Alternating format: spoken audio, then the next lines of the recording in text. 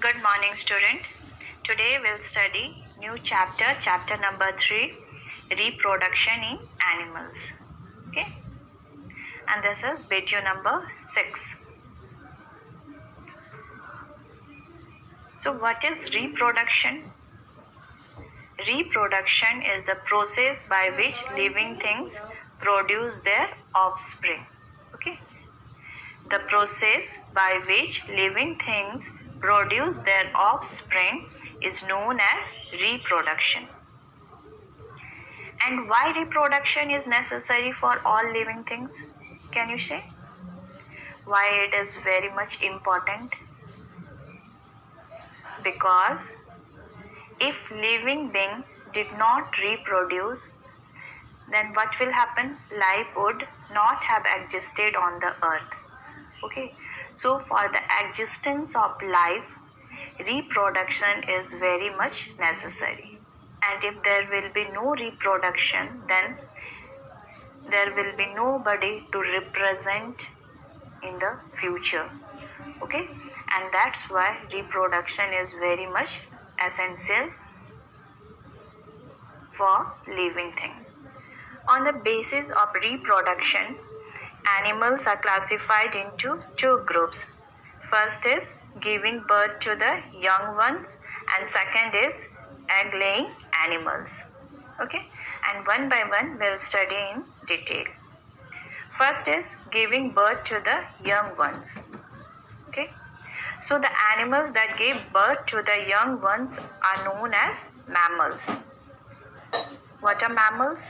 Mammals that give birth to the young ones, or animals that give birth to the young ones are known as mammals.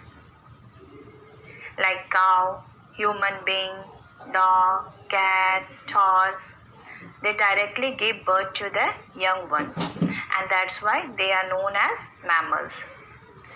Mammals also include bat and aquatic animals like whale, dolphins and seal. Okay.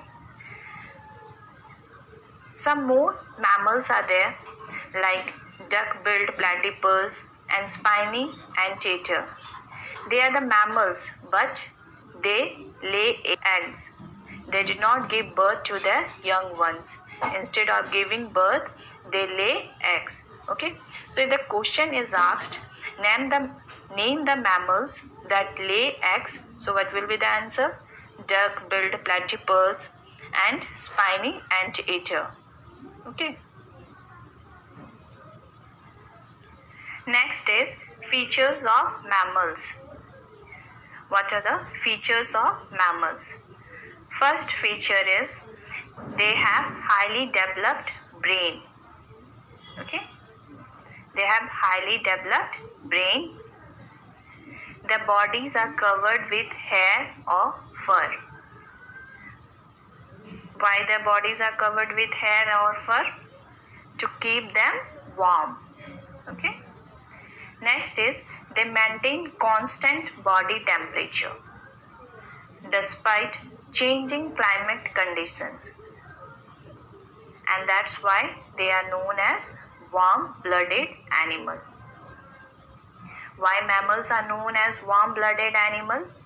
Because they maintain constant body temperature despite changing climatic condition, and that's why they are known as warm-blooded animals.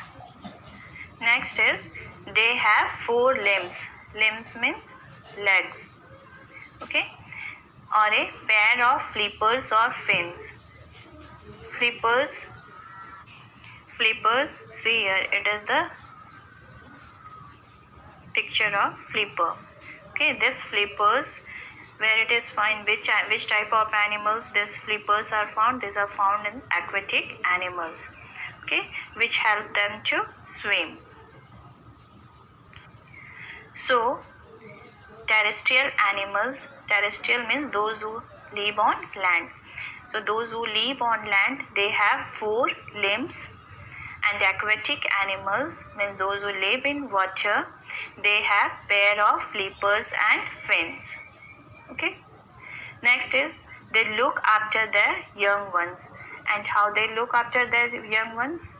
By feeding them with their milk, cleaning them, keep them warm, and protect them from enemies and climate changes.